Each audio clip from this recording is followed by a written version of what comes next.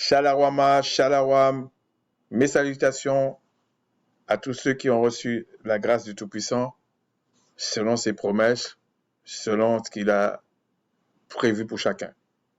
J'espère que vous allez bien, je vais bien aussi. Je vais faire tout de suite la deuxième partie là. Peut-être je vais faire une troisième, je ne suis pas sûr en fait. Ça dépend les durées des trucs là. Mais on va aller tout de suite, ok? On va parler de rien d'autre. On va aller tout de suite. Et on va regarder à peu près 2 minutes. À peu près un petit peu plus de 2 minutes.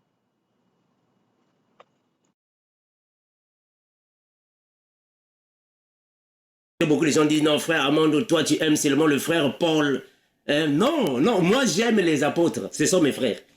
Mais sauf que c'est le frère Paul qui était beaucoup plus avancé en connaissance renouvelée par rapport aux autres. Voilà pourquoi nous prenons plus de frères Paul. Mais cela ne signifie pas dire que nous n'aimons pas les autres frères. Non, c'est pas ça.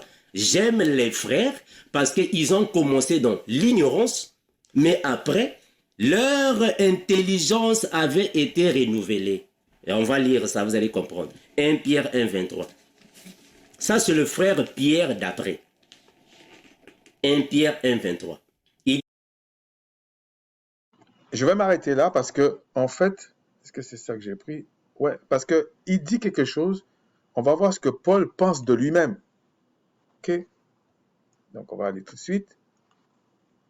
On va moins le ménager maintenant. Hein. Après tout, c'est un docteur. Hein. Alors, 1 Corinthiens, on va lire de 15, de 1 à 12.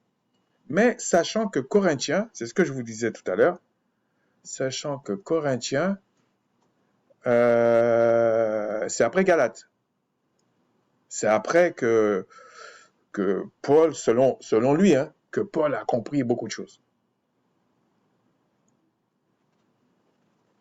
Alors, on va lire de 1, comme j'ai dit, 1 à 12. Je vous rappelle, frères, 1 Corinthiens 15, 1 à 12. Je vous rappelle, frères, l'évangile que je vous ai annoncé, que vous avez reçu, dans lequel vous avez persévéré. Donc, il parle aux Corinthiens. Il y a de fortes chances que ce soit des hellénistes, pour la plupart, et par lequel vous avez été sauvés, si vous le retenez tel que je vous ai annoncé, autrement, vous auriez cru en vain. Bon, ça, c'est son autorité d'apôtre et tout ça. Je vous ai enseigné avant tout, comme je l'avais reçu, que Christ est mort pour nos péchés selon les Écritures. Je vous ai enseigné avant tout. Je vais faire comme j'allais dire l'apôtre Paul. Je vais faire comme Armando. Peut-être qu'on va dire, John, c'est toi qui inventes, ok? C'est toi qui inventes. On va reprendre. Je vous ai enseigné avant tout, comme je l'avais aussi reçu, que Christ est mort pour nos péchés selon les Écritures. Sachant que la Nouvelle Alliance n'était pas encore écrite. Hein? Donc il parle d'Ésaïe en général, des textes comme ça. Qu'il a été enseveli et qu'il est ressuscité le 3e jour selon les Écritures. Donc ça veut dire qu'on n'a pas toutes les Écritures en fait. Il faut arrêter de raconter des bêtises aux gens. Et qu'il a apparu à Céphas, puis aux 12. Donc à Pierre, puis aux 12. Ensuite, il est apparu à plus de 5 frères à la fois, dont la plupart sont encore vivants et dont quelques-uns sont morts. Ensuite, il a apparu à Jacques, puis tous les autres apôtres. Après eux tous, il m'est apparu aussi à moi, comme à l'averton. Donc, il a apparu aux apôtres, donc il a dit des choses aux apôtres. Okay? Et là, il dit ensuite, il m'est apparu aussi à moi. Alors que M. Armando nous dit que, en fait, non, il y avait une différence. Mais Paul dit lui-même, il n'y a pas de différence. Hein. Il a apparu à moi, il a apparu à eux, parce que Christ, il les a apparus ressuscités, en fait. Et les Écritures disent même que Christ va se faire connaître à la personne et lui et le Père va demeurer chez lui. Pour les gens qui pensent que, bon. Mais voilà ce que dit Paul. Car je suis le moindre des apôtres. Je ne suis pas digne d'être appelé apôtre parce que j'ai persécuté l'Église du Tout-Puissant. Par la grâce du Tout-Puissant, je suis ce que je suis. Et sa grâce envers moi n'a pas été vaine. Loin de là, j'ai travaillé plus que tous. Non pas moi toutefois, mais la grâce du Tout-Puissant qui est avec moi. Pourquoi il dit ça? Parce qu'il a quand même parcouru pas mal de distance en dehors d'Israël. Pour les païens, les hellénistes, ceux qui avaient abandonné la loi. C'est de ça qu'il parle. Ainsi donc, que ce soit moi, que ce soit eux, voilà ce que nous prêchons et ce que nous avons cru. Or, si l'on prêche que Christ est ressuscité des morts, comment quelques-uns parmi vous disent qu'il n'y a point de résurrection des morts? Donc l'apôtre Paul lui-même recadre, et ça c'est Corinthe, donc c'est après Galates, dit qu'il a le même évangile. Et que, en fait, Christ lui a apparu, mais Christ a apparu aux autres avant lui. Mais toi, Armando, t'es qui pour dire le contraire? Paul dit, et il dit même, je suis le moindre des apôtres.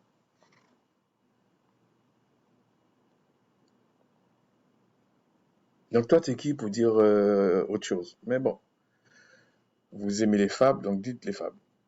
Mais voilà ce que dit l'apôtre Paul. Donc ensuite, on va aller voir, bon, je vais essayer d'aller vite en fait, hein. On va aller voir une autre intervention de monsieur Armando. Là, c'est à peu près, bah, peut-être une minute et quelques. Ah, mais attendez.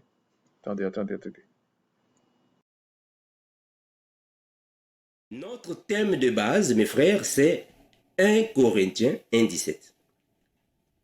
Ça, c'est notre thème, le verset de base.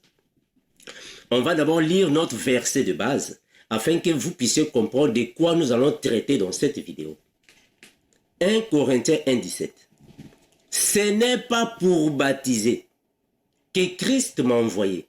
C'est pour annoncer l'évangile et cela sans la sagesse du langage afin que la croix de Christ ne soit pas rendue vaine. Oh, ce n'est pas pour baptiser que Christ m'a envoyé, c'est pour annoncer l'évangile. Mais qu'est-ce que le frère Paul dit? Alors que c'est Jésus qui a dit à tous les disciples, allez, faites de toutes les nations mes disciples, des disciples. Mais donc pourquoi Paul dit que non, moi ce n'est pas pour baptiser? Pourquoi il le dit? Alors qu'avant, il avait baptisé. Ah voilà. Donc, là encore, moi je trouve que c'est une manipulation d'Armando. Il dit, alors que bon, vous avez vu, c'est son texte de base, hein, mais il dit que les apôtres, on les avait envoyés pour faire des disciples. Oui, mais faire des disciples, c'est pas baptiser. C'est pas baptiser d'eau, c'est pas ça être des disciples. Ça, on va dire, c'est des outils qu'ils avaient en plus. Mais ils avaient tous été envoyés pour la repentance. Et si toi, tu croyais, par motif de bonne conscience, comme dit Pierre, tu prenais le baptême au nom de Christ. Voilà, c'est comme ça. Comme il a fait à Apollos. Quand Paul a rencontré Apollos à Corinthe, ou à Éphèse, je pense que c'est Corinthe ou Éphèse, il lui a dit, Apollos lui a expliqué. Il a dit, bon, ben écoute, c'est bien, je vois que tu as été zélé. Est-ce que tu as entendu parler du baptême du Saint-Esprit? Ah non, moi je connais pas. Ok. Donc, voilà, on va t'annoncer l'évangile. D'accord, il a accepté, baptême d'eau, pour avoir une bonne conscience par rapport à lui-même. Hein. Ok. Il a imposé les mains. C'est comme si, par exemple, la personne qui accepte le baptême d'eau, c'est comme si pour eux, c'était une preuve qu'ils croyaient. Donc, ok, on t'impose la main, le Saint-Esprit confirmait, boum, ça descendait. Voilà ce qui est arrivé à Apollos. Et toi, tu viens dire quelque chose que je ne comprends pas, en fait. Et là, tu prends le fameux verset, là. Ben c'est ça, c'était à Corinthe.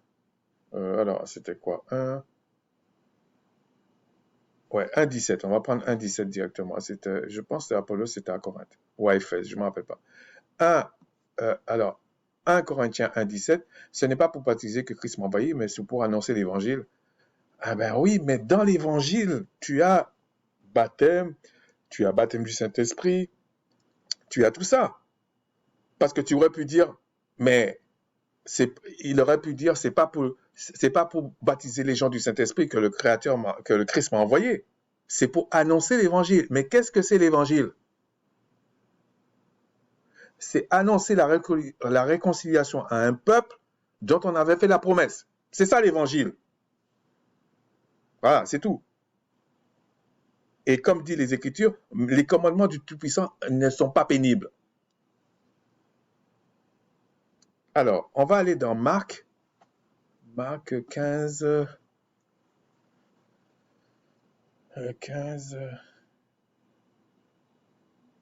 18. Marc 16, 15, 18. Bon, il fait allusion à ça. Hein. Puis il leur dit, allez par tout le monde, prêchez la bonne nouvelle à toute la création. Celui qui croira et qui sera baptisé sera sauvé.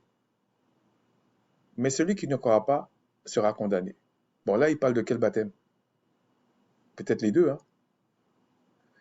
Voici les miracles qui accompagneront ceux qui auront cru. En mon nom, ils chasseront les démons et ils parleront de nouvelles langues. Ils saisiront des serpents, s'ils boivent quelques breuvages mortels, ils ne leur feront point de mal, ils imposeront la main aux malades et les malades seront guéris. Mais Paul continue à imposer les mains aux malades. Paul imposait les mains encore pour qu'ils reçoivent le Saint-Esprit. Pourquoi il n'a pas renoncé à ça? Non, il est en train de dire quelque chose qui est bien simple. Il est en train de dire, vous ne pouvez pas placer le baptême d'eau au-dessus de l'évangile. Vous ne pouvez pas passer l'imposition des mains au-dessus des machins. Mais eux, peut-être parce qu'il y avait le précédent avec Jean le Baptiste, ils avaient peut-être pas compris vraiment le baptême d'eau.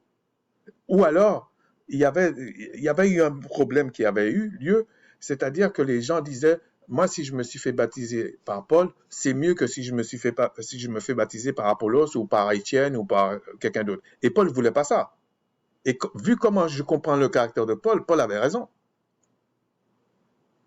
Parce que les gens allaient s'attacher plus à, comment je peux dire, ils allaient plus s'attacher aux conséquences d'un message plus que le message. C'est-à-dire que, d'ailleurs, jusqu'à maintenant, on voit ça. Même parmi les Israélites, ça se voit. Ils sous-estiment la repentance. Ils sous-estiment l'œuvre de Christ. Parce qu'ils pensent qu'ils seront justifiés par quoi? Les animaux ne peuvent pas te justifier pour la vie éternelle. Et si tu ne crois pas, si tu ne t'engages pas, c'est pas possible. Voilà, c'est comme ça. Bon, je ne parle pas des dénominations, vous êtes largués depuis un moment déjà.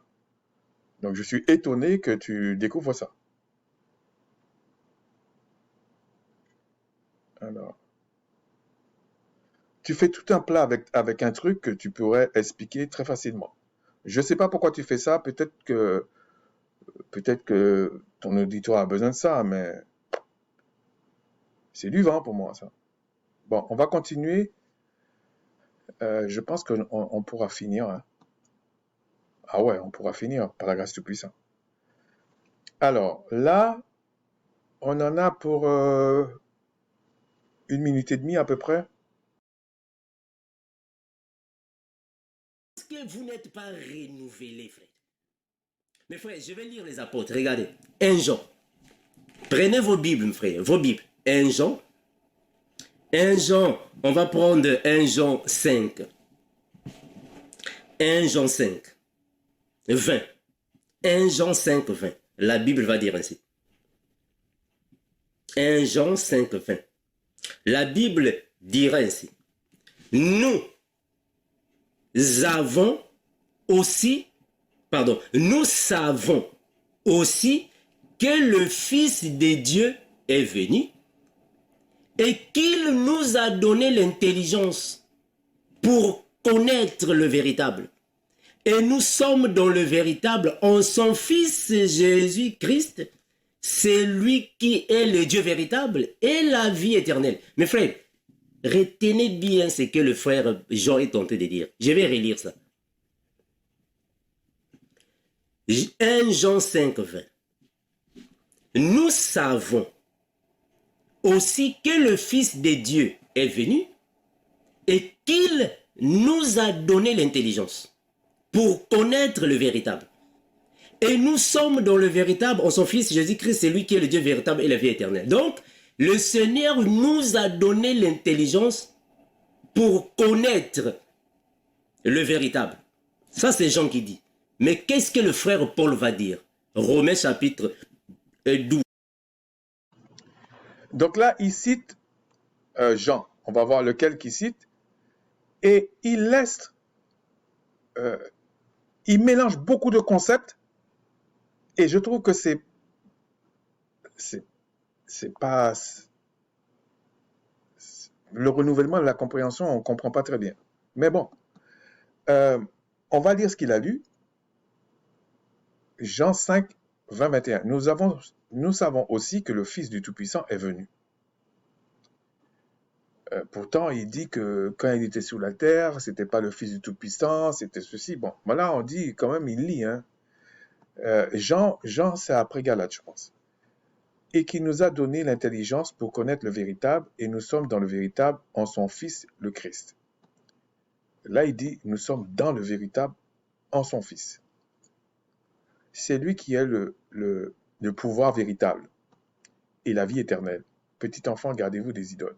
Bon, là, il essaie de nous faire croire que le Christ est le véritable. Mais ça, c'est simplement une confusion, comment je peux dire, grammaticale. C'est pas quelque chose de spirituel, ça. Ensuite, mais il a oublié de lire ça. Donc, dans Jean 4, qu'est-ce qu'il est dit? Dans Jean 4, 1 à 3. Bien-aimés, c'est dans le même livre. Hein. N'ajoutez pas foi à tout esprit, mais éprouvez les esprits pour savoir s'ils sont du Tout-Puissant. Car plusieurs faux prophètes sont venus dans le monde. Reconnaissez à ceci l'esprit du Tout-Puissant. Reconnaissez l'esprit. Tout esprit qui ne confesse pas le Christ venu en chair, tout esprit qui confesse Christ venu en chair est du Tout-Puissant.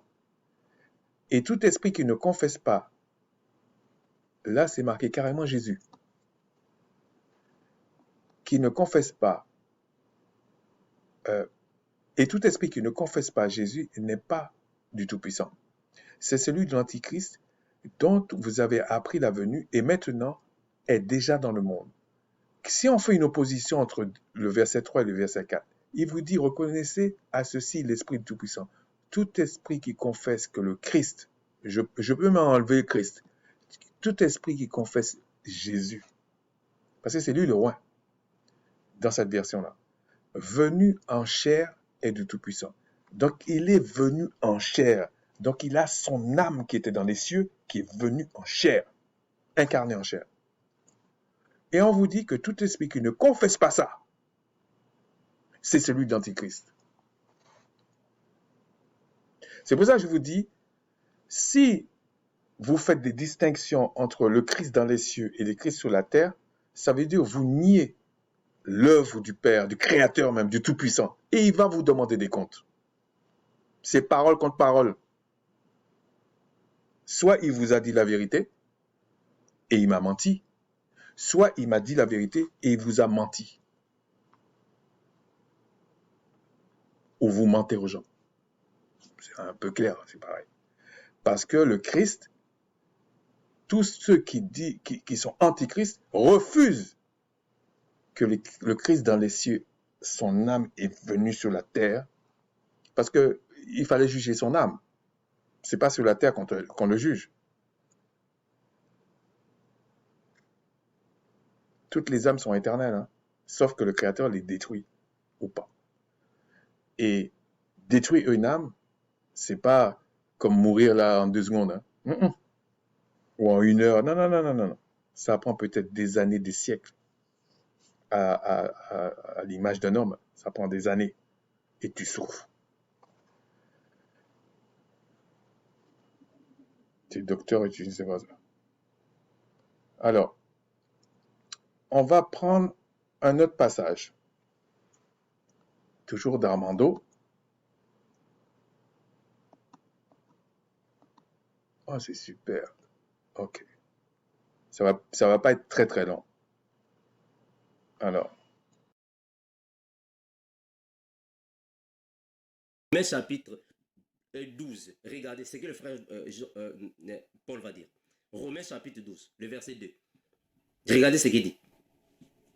Romains 12, 2. Il dit ainsi.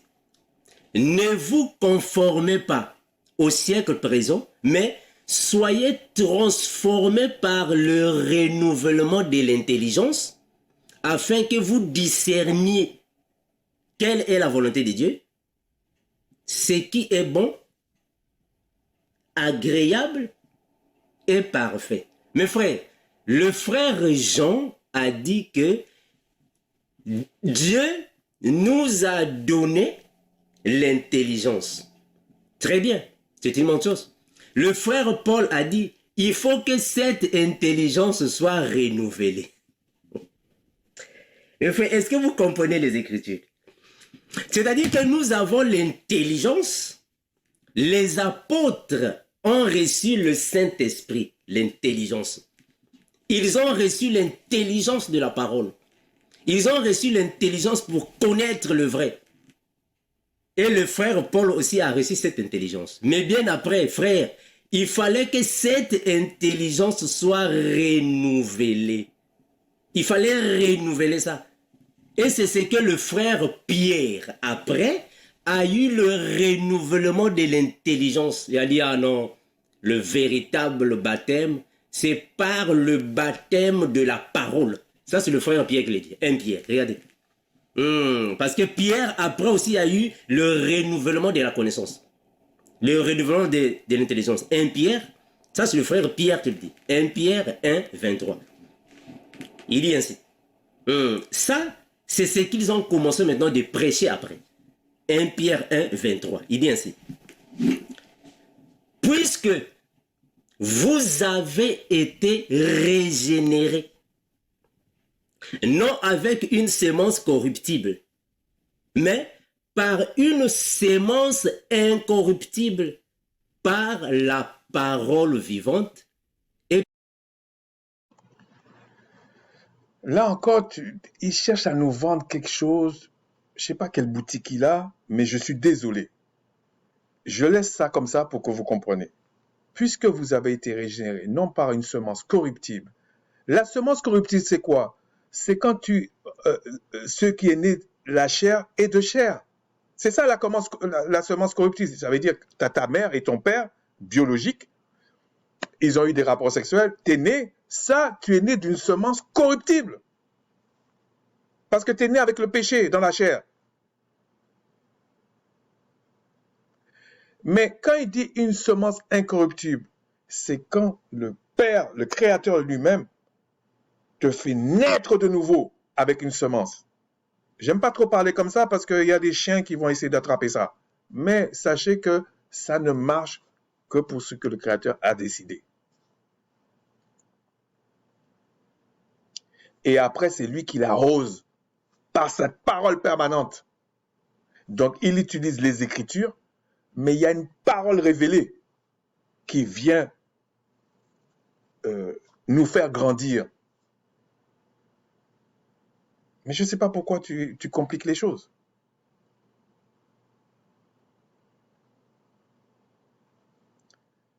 Alors, ici, Romains 12. Tu as pris Romains 12, 2. Ne vous conformez pas au siècle présent, mais soyez transformés par le renouvellement de l'intelligence. C'est du béaba, ça, en fait. Afin que vous discerniez quelle est la volonté du Tout-Puissant, ce qui est bon, agréable et parfait. C'est dans la loi, ça. Il t'explique la loi. Et je vais te montrer pourquoi.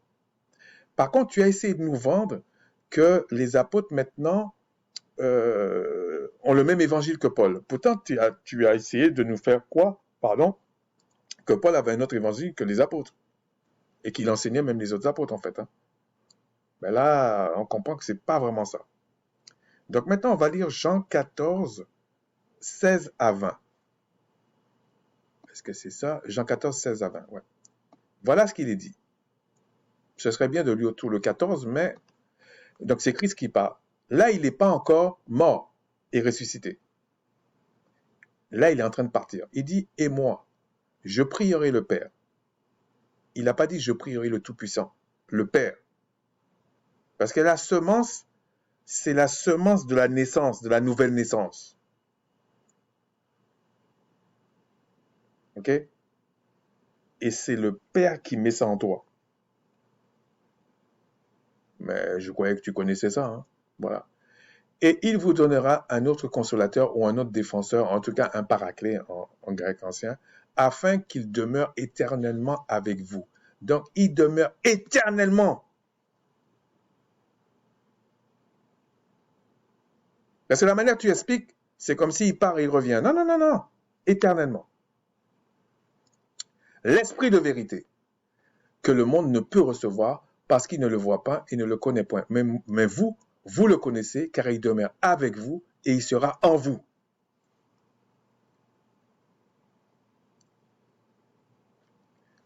Souviens-toi, Jean 1.1, la parole était avec le Tout-Puissant.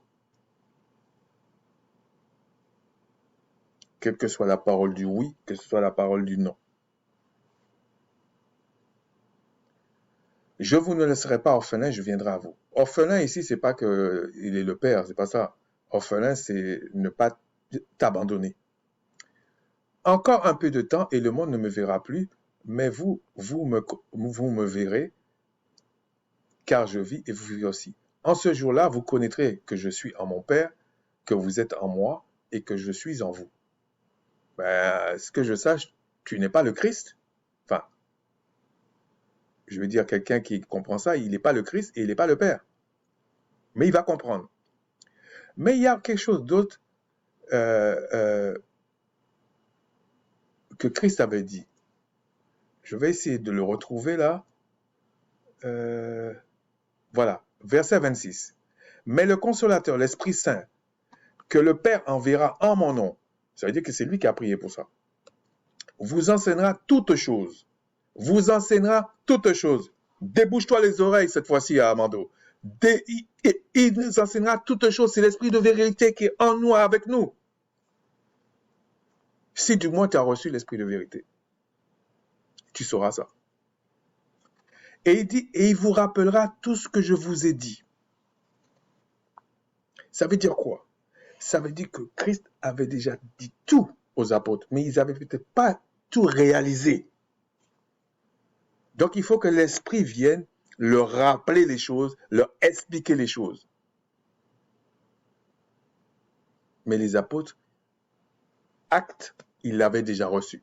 C'est Paul qui l'a reçu après. Mais c'est pas que Paul a reçu un autre évangile. Lui-même, il dit, c'est le même évangile.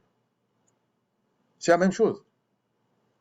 Donc, les apôtres n'ont jamais cru que le baptême d'eau, c'est ça le salut. Ils n'ont jamais cru ça. Trouve-moi un texte qu'on a là qui nous dit ça. Non, il n'y en a pas. Vous inventez des choses. Alors, ensuite ici, on va aller dans Actes, 2 endroits. Actes 2, 1 à 3. Je fais ça pour ceux qui ne savent pas vraiment. Actes. Est-ce que c'est ça? Attends. Non, on va d'abord aller Actes.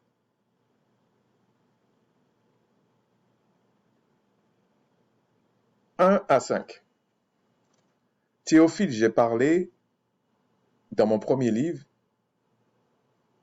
de tout ce que Christ a commencé à faire et à enseigner dès le commencement. On comprend que c'est Luc en fait. Jusqu'au jour, je vais vous expliquer ça une autre fois, jusqu'au jour où il fut enlevé au ciel si le Seigneur le permet. Après avoir donné ses ordres par le Saint-Esprit aux apôtres qu'il avait choisis. Donc il avait donné des ordres. Attends, c'est jusqu'à combien j'ai dit? Ouais, jusqu'à 5. Après qu'il eut souffert, il leur apparut vivant et il en donna plusieurs preuves, se montrant à eux pendant 40 jours en parlant des choses concernant le royaume du Tout-Puissant. Bon, je vais le reprendre parce que peut-être que tu es un peu dur de la feuille, ok? En parlant des choses qui concernent le royaume du Tout-Puissant.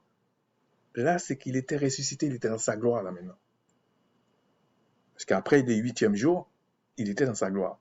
Donc, il a parlé vraiment du royaume. Il n'a pas parlé des choses terrestres là.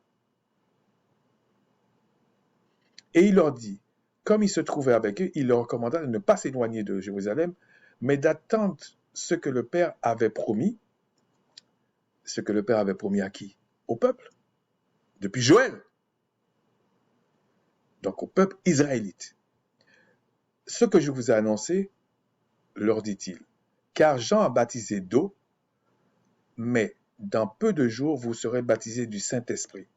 Donc Christ ne leur a pas dit, ah, mais vous êtes baptisés d'eau en mon nom. Christ leur a parlé du baptême du Saint-Esprit.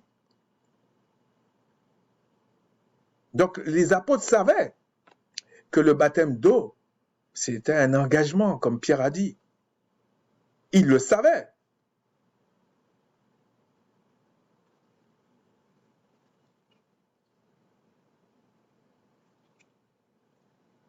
Il faut reprendre ta copie, mon gars. Alors, ici, c'était quoi ça? Ok.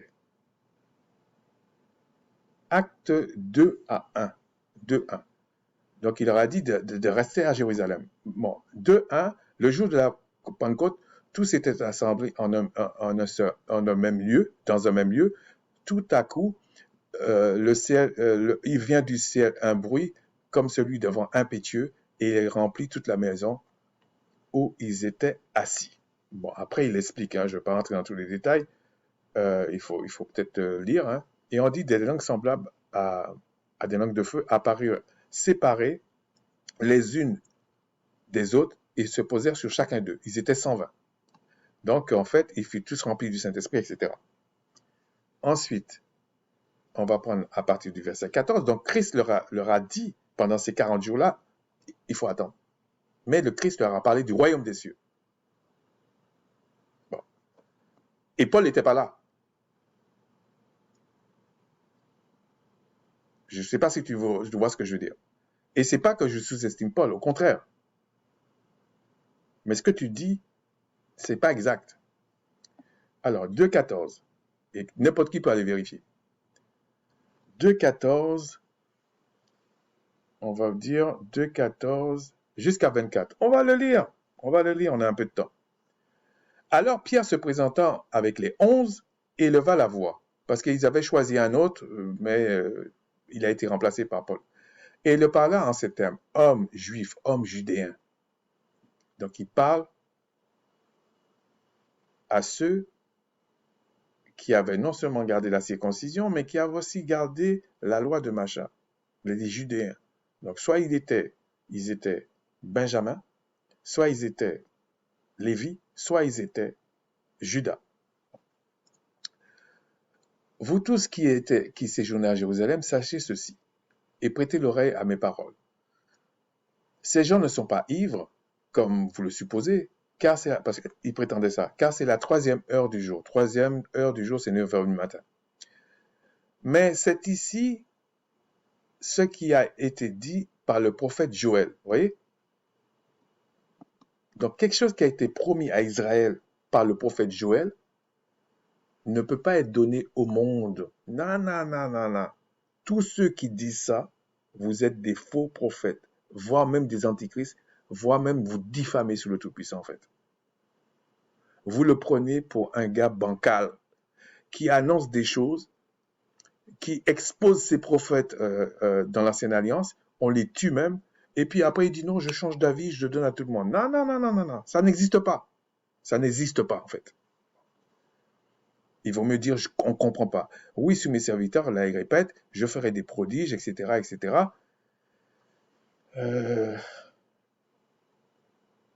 Ouais, donc il parle de Joël. Bon. Et après, il dit, quiconque invoquera le nom du Seigneur sera sauvé. Homme israélite, écoutez ces paroles. le Christ de Nazareth, parce qu'il a été élevé à Nazareth, mais il est né à Bethléem. Et Nazareth, c'est une ville de la Galilée. Et pas comme tu avais dit que Galilée se trouve dans la Judée. C'est faux. Cet homme à qui le Tout-Puissant a rendu témoignage devant vous par les miracles, les prodiges, les signes qu'il a opérés par lui au milieu de vous, comme vous le savez de vous-même. Bon, ça, c'est des miracles selon les promesses. Hein.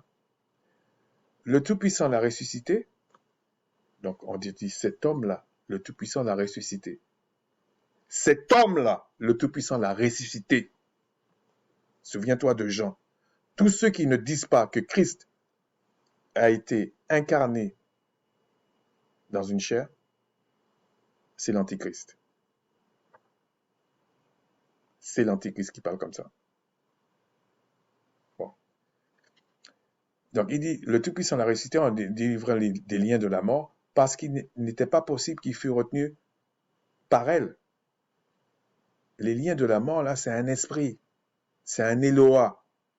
C'est un Dieu que le Créateur a donné la capacité de tuer, de tuer, d'enlever la vie. Pas tuer l'âme, tuer le corps. Bon, on va continuer. Ça, c'est... Alors, 55...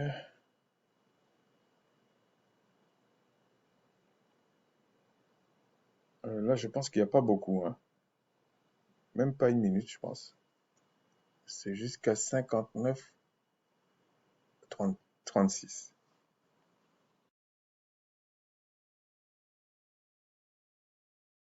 Qui est cité dans Actes des Apôtres, le chapitre 18, le verset 24 que je suis en train de lire, c'est un frère juif, mais qui n'est pas né en Israël. Il est né en Afrique, parce que ici, Alexandrie est une ville égyptienne. Mais il est né et a grandi dans la communauté juive africaine. Est-ce que vous voyez ça? Donc, c'est un juif africain. Très important. C'est un juif africain. Voilà pourquoi une fois j'avais dit que on ne peut pas dire que les juifs sont les blancs. C'est faux. Une fois j'avais dit, je reviendrai un jour pour en fait en parler. Il y a aussi les juifs noirs. Apollos, c'est un juif africain parce qu'il vient d'Alexandrie, c'est-à-dire il vient de l'Égypte. C'est un Africain. C'est un Égyptien. Je continue. Un juif nommé Apollos, originaire d'Alexandrie, c'est-à-dire que originaire d'Égypte, d'Afrique, homme éloquent et versé dans les Écritures, il vint à Éphèse. Il était instruit dans la voie du Seigneur et fervent d'esprit. Il annonçait et enseignait avec exactitude ce qui concerne Jésus, bien qu'il n'ait connu que le baptême des gens. Donc le frère Apollos aussi était versé dans les Écritures et il connaissait exactement les enseignements de Jésus. Mais il ne connaissait que la lettre. Il avait l'intelligence concernant la lettre. Mais quand il a fait sa rencontre avec les compagnons de service de Paul, et on l'a emmené vers Paul, c'est à côté de Paul qu'il a eu cette grâce d'être renouvelé. Il était maintenant renouvelé. C'est alors qu'ils ont continué alors de prêcher l'évangile que Paul avait reçu du Seigneur. C'est alors qu'ils ont eu le renouvellement. Le renouvellement. Parce qu'il faut comprendre que le frère Paul, quand il avait été appelé, vous connaissez cette histoire, alors il devait fréquenter les apôtres, les disciples de Jésus. Il a commencé de marcher avec l'évangile que les disciples prêchaient, le message des disciples. Il marchait avec ça avant les 14 ans. Mais après les 14 années, Paul avait été enseigné par Christ lui-même en esprit. Ah, mes bien-aimés. Donc, c'est Christ lui-même en esprit qui enseignait Paul la Bible. C'est-à-dire qui enseignait Paul dans sa démarche, dans son ministère. Donc, ce que Paul est venu enseigner après les 14 ans, ce ne sont plus les disciples de Jérusalem qui lui ont enseigné ça. Non, c'est Christ lui-même dans sa révélation a commencé alors à expliquer Paul comment est-ce qu'il devait marcher. C'est alors que Paul dira non, moi ce n'est pas pour baptiser. Parce que c'est Christ lui-même qui l'a enseigné. Regardez, je vais prendre ça dans la Bible. Nous sommes dans Galates. Vous voyez, c'est ce que je reproche à certaines personnes. Il dit plusieurs choses doctrinales, mais j'estime que c'est faux. C'est Christ qui a enseigné les apôtres. Je vous ai lu le passage dans Actes où il leur dit d'attendre pendant 40 jours, il lui parle du royaume des cieux. Et je vous ai lu aussi le passage dans Jean 3 où il parle à Nicodème. Il dit il faut un naître de nouveau. Apollos n'était pas né de nouveau. Quand il a parlé avec Paul, Paul lui a parlé de l'évangile et Paul a attendu, et les autres aussi ont attendu que lui, il s'engage. Donc, il a pris le baptême d'eau. Ensuite, on lui a imposé les mains pour qu'il soit né d'esprit. C'est ça le baptême du Saint-Esprit. Et quand je dis né d'esprit, tu es né d'Esprit Saint. Et ensuite, cet Esprit Saint est continuellement avec toi. Donc, il t'enseigne, il te rappelle des choses, il te renouvelle l'intelligence, tout ça. Ce n'est pas ce que tu dis, Armando. Ce n'est pas ce que tu dis. Et tous ceux qui veulent nous confronter avec les Écritures, qui viennent, il n'y a aucun problème. Parce qu'il y a les Écritures et il y a l'expérience avec. Donc, Apollos était né d'esprit au moment où on lui impose les mains. Et c'est pas ce que tu dis. Et au moment où tu es né d'esprit, à ce moment-là, le Créateur devient ton Père et il te renouvelle de temps en temps, il t'apprend des choses, il t'explique des choses. Parce que tu as la théorie et la pratique.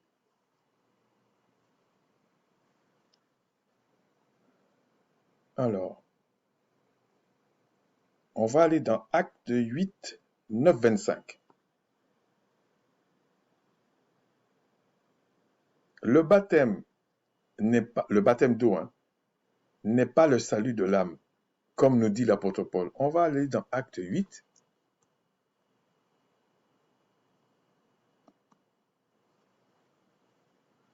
Acte 8, 9 à 25. Ok. Il y avait auparavant, dans Acte 8, c'est le début, il y avait auparavant dans la ville un homme nommé Simon qui se donnait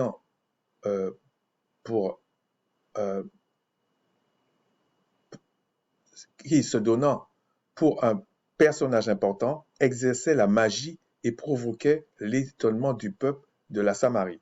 Ça, c'est une petite introduction pour l'autre que je vais faire, l'autre vidéo que je vais faire sur un autre sujet, si le Tout-Puissant le permet. Tous, depuis le plus petit jusqu'au plus grand, l'écoutaient attentivement et disaient « Celui-ci est la puissance du Tout-Puissant, celle qui s'appelle la Grande. » Donc, à l'époque, ils connaissaient les manifestations de l'esprit, mais ils ne savaient pas qu'est-ce qui était bon, qu'est-ce qui était mauvais. Ils ne savaient pas tout ça. C'était les Israélites seulement qui savaient ça.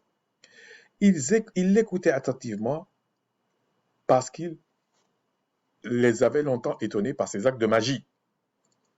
Mais quand ils eurent cru à Philippe, il leur annonça la bonne nouvelle du royaume du Tout-Puissant et du nom de Christ, hommes et femmes se firent baptiser. Hommes et femmes se firent baptiser. C'était comme dit l'apôtre Pierre, c'est un engagement de bonne conscience. Et Pierre, quand il écrit ça en 63, bien longtemps après Galates. Donc, ils sont toujours restés sur la même chose en disant, le baptême d'eau, c'est un engagement de bonne conscience. Ça n'a jamais été la nouvelle naissance. C'est bien pour ça que Paul baptise, enfin permet que Apollos se baptise d'eau, l'engagement de bonne conscience envers le Tout-Puissant, et après, ils imposent les mains à Apollos pour qu'il naisse d'esprit. Parce que si l'esprit vient comme ça, c'est qu'il agrée le fait pour te faire naître d'esprit. Donc, le Père met quelque chose dans toi. Que tu peux appeler la parole permanente. Permanente parce que tu deviens éternel. En fait, tu nais pour devenir éternel, pour être un esprit vivifiant. Alors qu'avant, tu étais un esprit, une âme vivante. Mais comme tu grandis, à un moment donné, ça va se voir. Ben, bon, voilà. Alors, les apôtres qui étaient à Jérusalem, attends, je ne veux pas dire... ouais. Alors, Pierre et Jean leur imposèrent les mains et ils reçurent le Saint-Esprit. Ils naissent de nouveau. Ils sont baignés dans l'Esprit du Père. C'est ça le baptême du Saint-Esprit. C'est ça la nouvelle naissance. Tu deviens un esprit, mais tu deviens un petit, comme quand ton père et ta mère ont eu des rapports et puis tu étais un fœtus, tout petit, et puis tu grandis. Ça te fait 9 mois. Mais nous, ça fait un certain temps.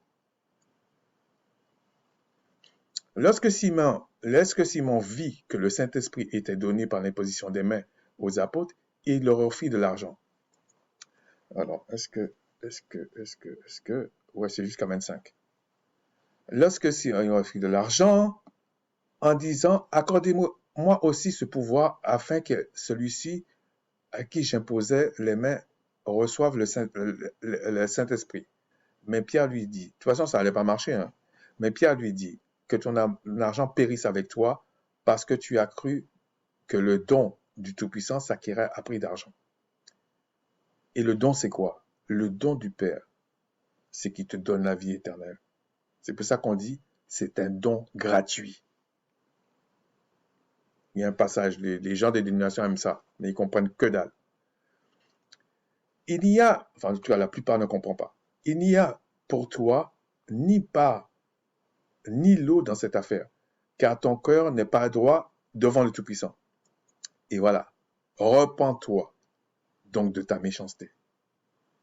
Et prie le Seigneur pour que la pensée de ton cœur te soit pardonnée s'il est possible. Parce que lui, il utilisait la magie. Hein. Car je vois que tu es dans le fiel amer et dans les liens de l'iniquité. Simon répondit, priez vous-même le Seigneur pour moi, afin qu'il ne m'arrive rien de ce que vous avez dit.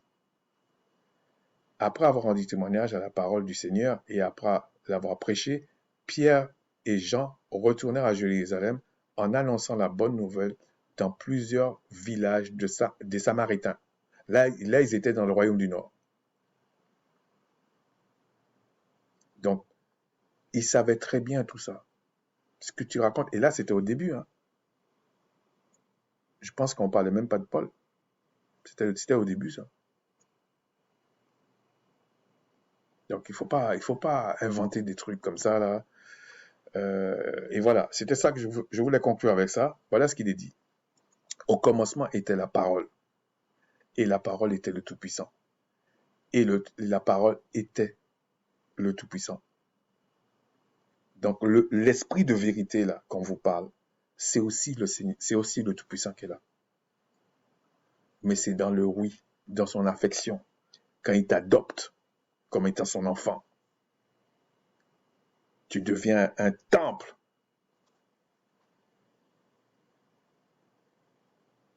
Le baptême d'eau ne peut pas te donner ça. C'est impossible, en fait. Donc, tu as fait toute une histoire avec quelque chose C'est du vent, pour moi, c'est du vent, je suis désolé.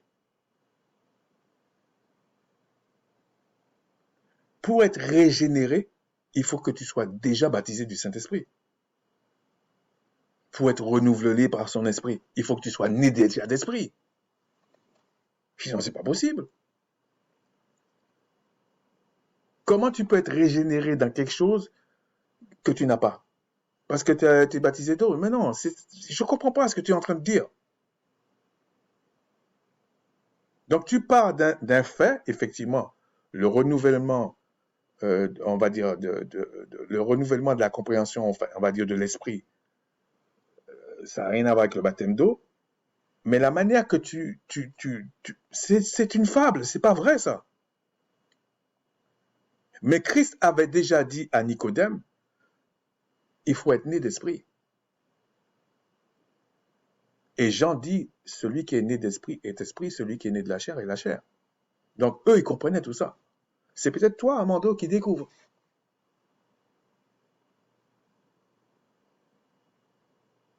Il faudrait que tu nous expliques. Il y a un truc que j'ai pas voulu parler tout de suite.